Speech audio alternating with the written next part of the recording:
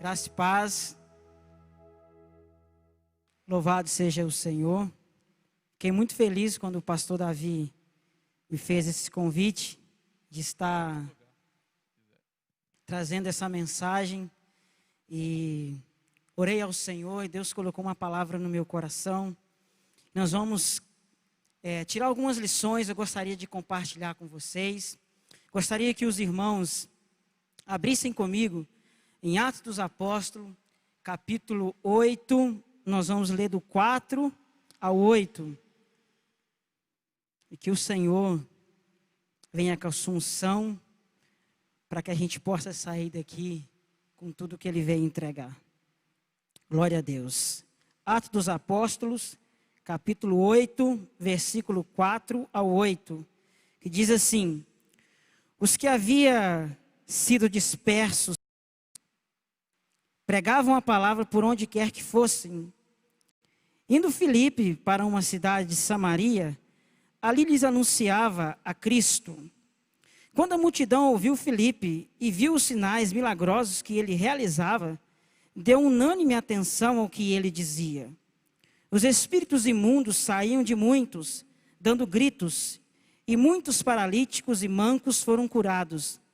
Assim houve grande alegria naquela cidade. Glória a Deus.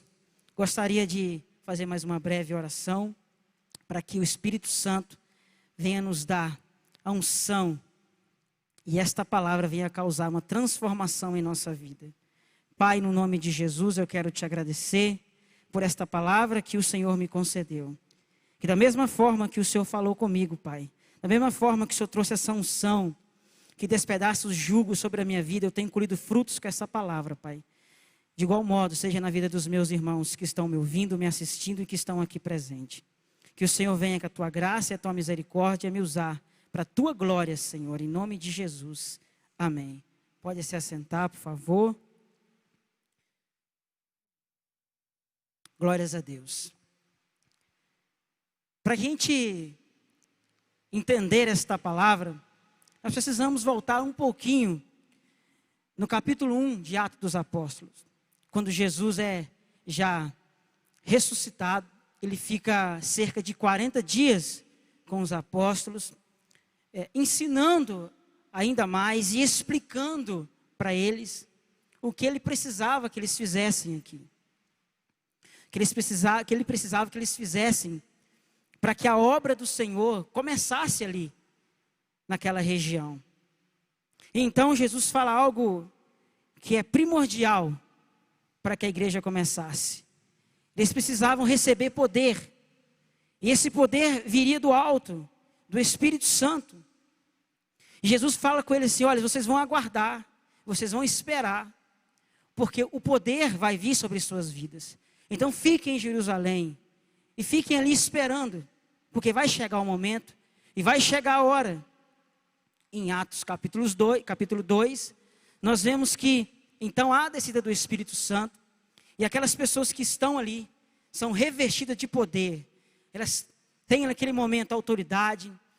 Todas as dificuldades, como as línguas que eles precisavam aprender para pregar outras nações, nós vemos isso no decorrer, que todas as pessoas que estão ali entendem o evangelho que Pedro prega na sua própria língua. Então eles precisavam se equipar do Espírito Santo, capacidade, poder do alto. Então nesse momento, eles recebem esse poder. Pedro, numa tacada só, milhares de almas se convertem ao Senhor. E ali o Espírito Santo começa a agir. E a igreja do Senhor começa a crescer. E nesse momento de crescimento, os cultos nas casas também começam a acontecer. Ao ponto que os apóstolos não conseguem mais administrar, porque começou a haver contenda entre algumas coisas que acontecia, das obras sociais da igreja. E eles nomeiam 7 diáconos. Um desses é Estevão, homem que era cheio do Espírito Santo, ao ponto que quando ele começava a pregar, os religiosos da época não tinham como combater Estevão. E nesse momento, eles começam a perseguir Estevão para parar Estevão. Como eles não conseguiam combater Estevão com as suas doutrinas religiosas, eles armaram para Estevão. Levaram Estevão ao Sinédrio. Ali Estevão começa a pregar, a falar de Jesus com base no Velho Testamento, e começa a falar como aqueles religiosos mataram os profetas, e como depois eles assassinaram Jesus, ou seja, mataram Jesus no madeiro. E aqueles homens irados arrastam Estevão e apedrejam Estevão. Antes disso, Estevão dá aquela declaração, que ele vê Jesus assentado à direita do Pai, então ele entrega o seu espírito. Dali, a dispersação da igreja, exceto os apóstolos, permanece ainda, mas aquelas pessoas que já haviam se convertido, cada um vai para um lado. Eu descobri algo interessante, que esse Filipe não é o apóstolo, é o evangelista, é um dos 7 diáconos que foram nomeados, junto com Estevão. E esse homem também, cheio do Espírito Santo, agora a Bíblia vai dar notoriedade para ele, porque Estevão vai para Samaria, e ali ele começa a anunciar Jesus. A Bíblia fala que ele começa a anunciar Jesus, a pregar Jesus. E é aqui que a gente começa a entrar na aplicação dessa palavra. A Bíblia fala que quando aquelas pessoas começam a ouvir Filipe, e ver os sinais que ele realizava, começa a dar unânime atenção a Filipe. E eu parei para pensar, e fiquei na dispensação do Senhor, o que isso queria dizer? Os sinais e a pregação de Filipe. Eu comecei então a imaginar, que enquanto Filipe falava de Jesus, ninguém dava atenção para ele. Porque a Bíblia fala que só vão dar atenção quando vêm os sinais. Jesus, ele nos orientou a agir no poder do Espírito Santo por isso. Porque nós precisávamos que as pessoas vissem os sinais. Filipe, quando estava pregando e falando de Jesus, talvez ninguém dava atenção para ele. Ninguém dava atenção para ele. E aí, nesse momento, eu acredito que o Espírito Santo dá uma orientação para Filipe. Filipe, é hora de você agir. Porque Jesus, em João, capítulo 4, versículo 48, ele fala que se o povo não ver milagre, eles não vão crer. E naquele momento, Filipe começa a agir. E pode ser que Filipe vê um paralítico ali, e chega perto daquele paralítico, impõe a mão sobre ele, e declara cura. Pode ser que naquele momento, Filipe vê às vezes alguém passando ali, como o apóstolo Paulo viu, uma mulher que gritava ali ao tempo todo. Ele chega perto daquela mulher, liberta aquela mulher de muitos demônios. Aquele povo, quando começa a ver Filipe realizar os milagres, eles dão total atenção a Filipe, porque Filipe foi ali pregar Jesus, mas naquele momento que ele começa a realizar os sinais, aquelas pessoas param para dar atenção, porque elas não conheciam ainda esse poder. E por isso que nós temos que aprender com esta palavra, porque Filipe, quando ele foi para Samaria, ele não foi para Samaria simplesmente para pregar Jesus e depois ficar ali falando, porque aquelas pessoas precisavam de ver o poder de Deus, porque elas também criam em Deus, só que elas não viam os sinais que aquelas pessoas que quando Jesus estavam lá na região de Cafarnaum, Jerusalém, na Judéia, viram o poder do Senhor. Aquelas pessoas não conheciam o poder que veio do alto. E Samaria, onde Filipe foi, era uma região onde os judeus não eram bem vistos, assim como os samaritanos não eram bem vistos em meio aos judeus. E um fato que me chama a atenção é que Filipe, em momento nenhum, aqui dessa palavra, e eu acredito que também não houve, entrou em questionamentos religiosos com aquele povo. Porque esse não é o foco de Jesus. Porque se nós pararmos para pensar, Jesus nunca discutiu religião. Jesus nunca combateu a religião discutindo religião. Os samaritanos é um povo que é mixigenado, ou seja, quando Israel vai para o exílio, uma parte do reino do norte se mistura com outras nações que haviam ali, exiladas. E começam então a ter filhos e filhas, e há uma mistura daquele povo. E junto com essa mistura, há crenças diferentes, que é criada ali. Judeu e samaritano creem no mesmo Deus, mas porém, tem crenças diferentes.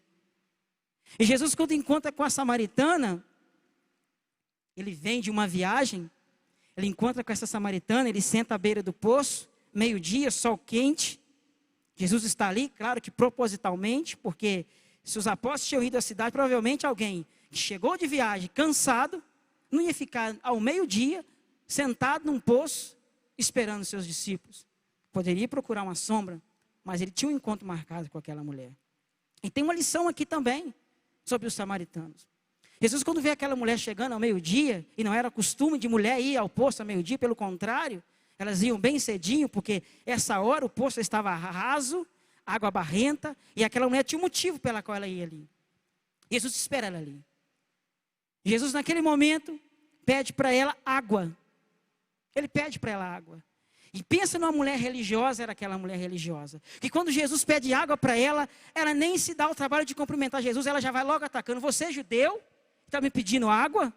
Já vem ela entrar em questão de religião com Jesus. Jesus pode ter pensado, essa mulher, meu Deus, estou pedindo água, ela já está me encontrando uma prosa por causa de religião.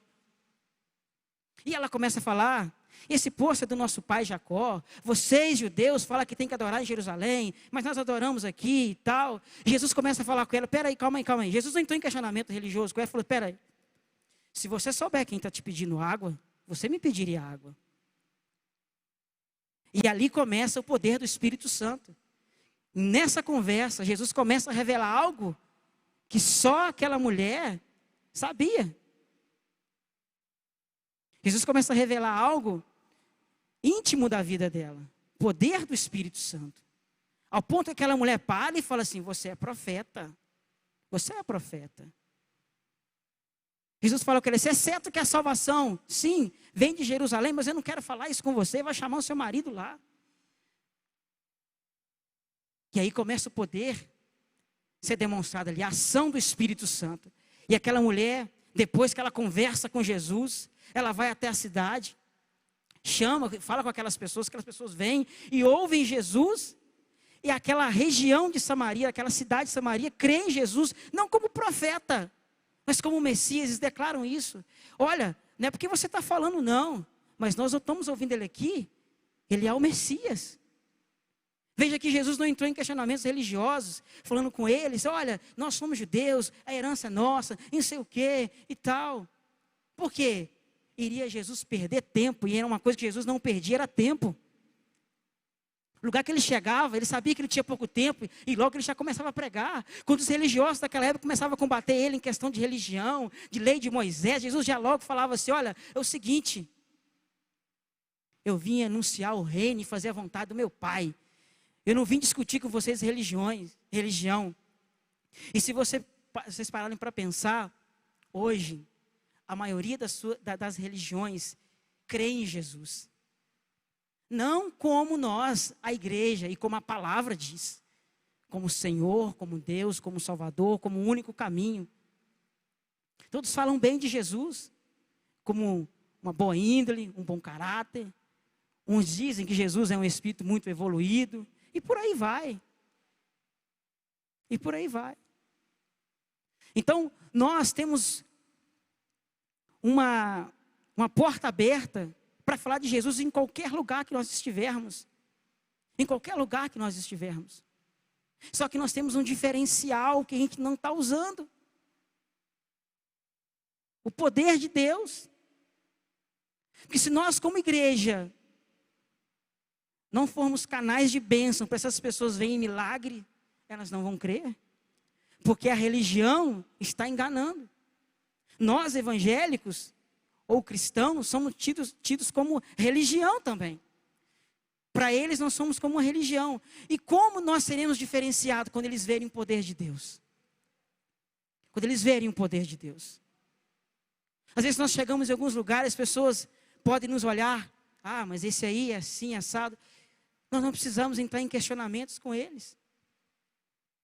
Às vezes nós nos acovardamos e não oramos. Às vezes alguém nos pede oração, eu vou chamar meu pastor para orar aqui, vou convidar ele para vir na sua casa. Mas essa não é responsabilidade só do pastor, é nossa. Nós também temos autoridade. Às vezes nós nos acovardamos e às vezes a gente cai na besteira e na armadilha do diabo de discutir religião. E dessa maneira, fechamos portas. Há uns anos atrás, recém-convertido, eu fui convidado para levar uma palavra em uma academia. E eu caí na besteira de falar de religião. Eu passei uma vergonha tremenda. Porque muitos começaram a me questionar. Muitos começaram a me questionar. E nem deixaram eu terminar a pregação. Começaram a se questionar. Ao ponto que um servo de Deus que estava lá, vendo a minha vergonha, se levantou, foi lá, acalmou os ânimos, explicou o que eu estava querendo explicar e não conseguia, porque eu fui tocar em religião. E as coisas amenizaram. Olha só. Cheio de alunos, eu poderia ter pregado Jesus. E eu não preguei. Talvez pessoas ali seriam tocadas pelo poder de Deus, da palavra do Senhor. Só que eu fechei uma porta. Pelo menos para mim, digo para mim. Não me convidaram mais.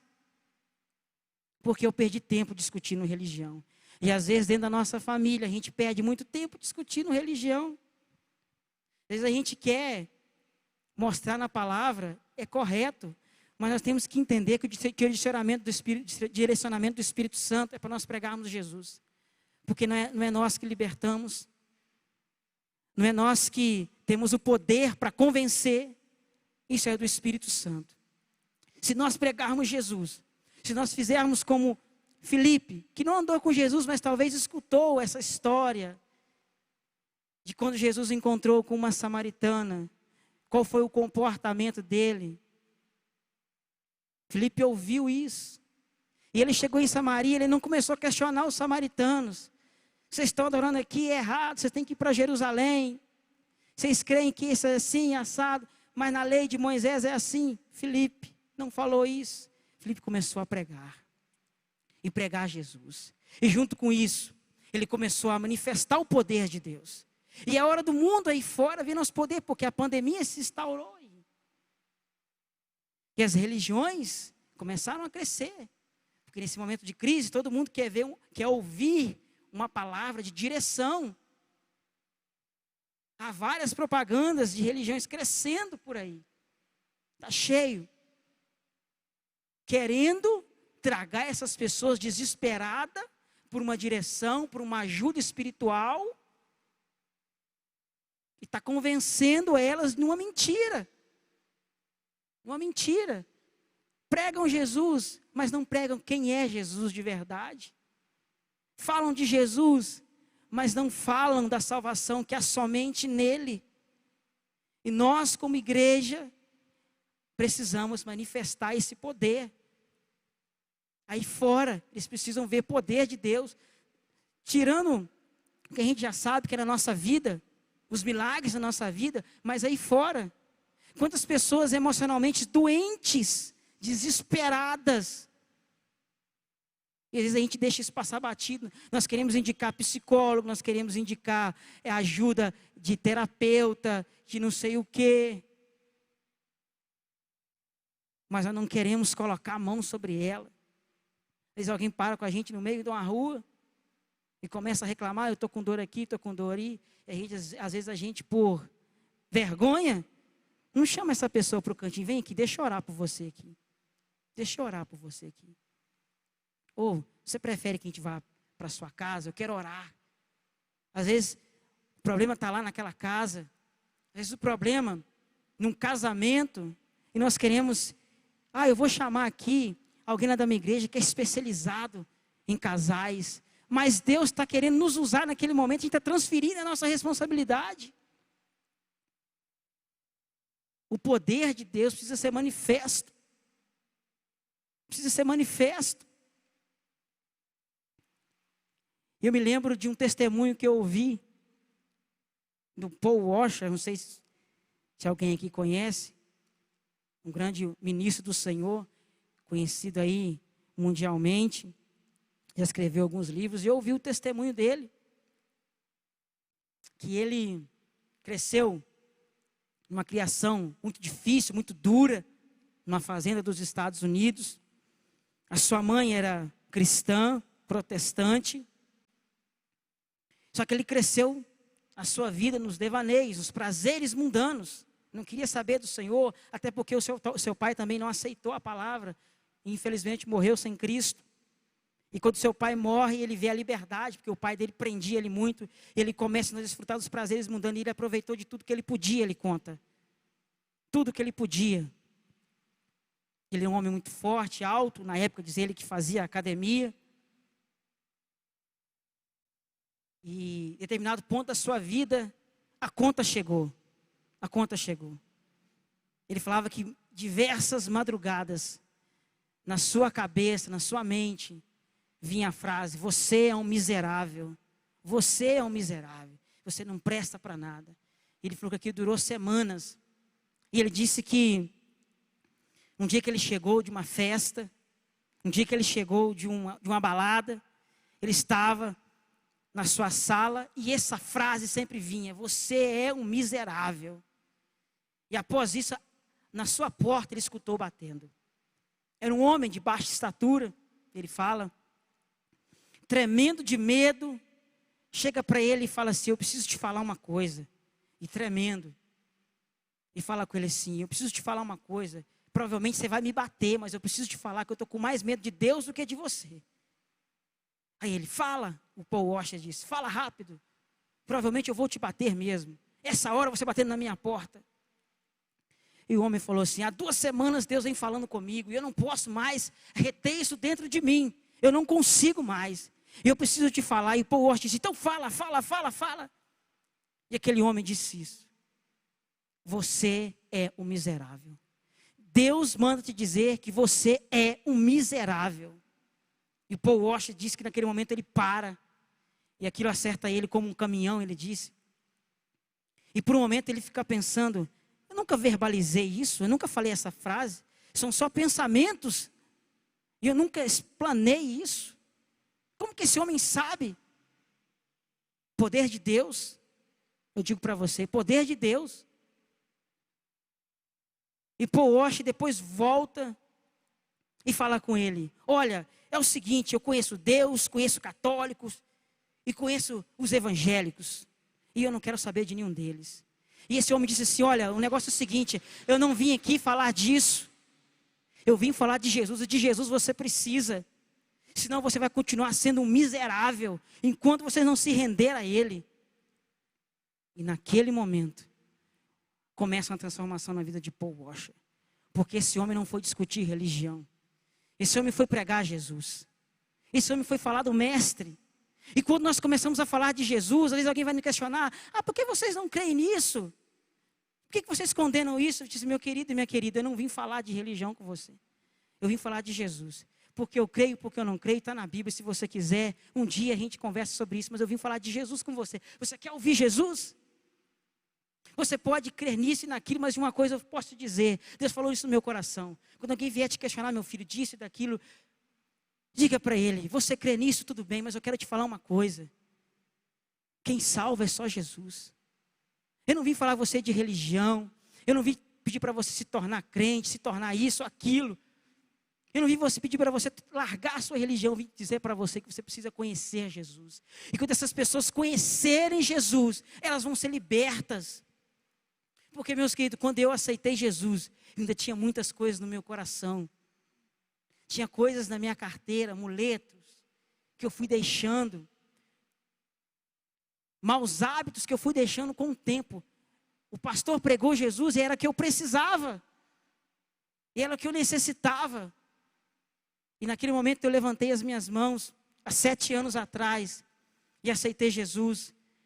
E com poucas semanas Deus foi fazendo a obra, eu fui deixando coisas, porque o Espírito Santo foi me convencendo. Porque se aquele pastor começa a atacar a minha crença, eu não ficaria na igreja. E às vezes a gente perde muito tempo por causa disso, fecha a porta por causa disso. Você que está me ouvindo, não perca tempo, porque isso é a armadilha de Satanás. Quando você começa a pregar Jesus, você pode perceber, pessoas começam a levantar questionamentos religiosos. É uma estratégia do diabo para nos tirar do foco, porque quando a gente entra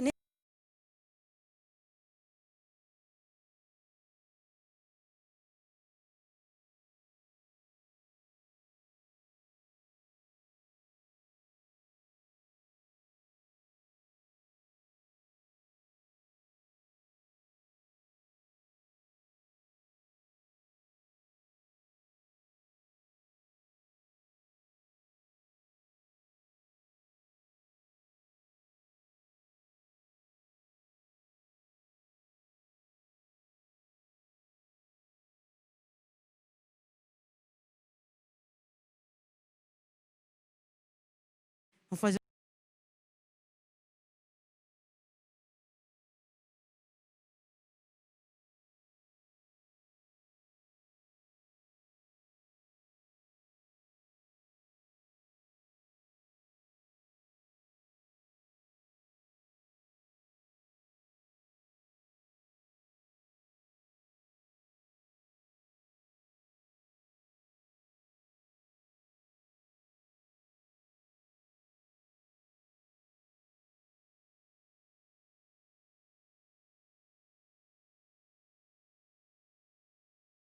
Porque eu não fui levantar questões religiosas. Quando ele me perguntou, eu desconversei.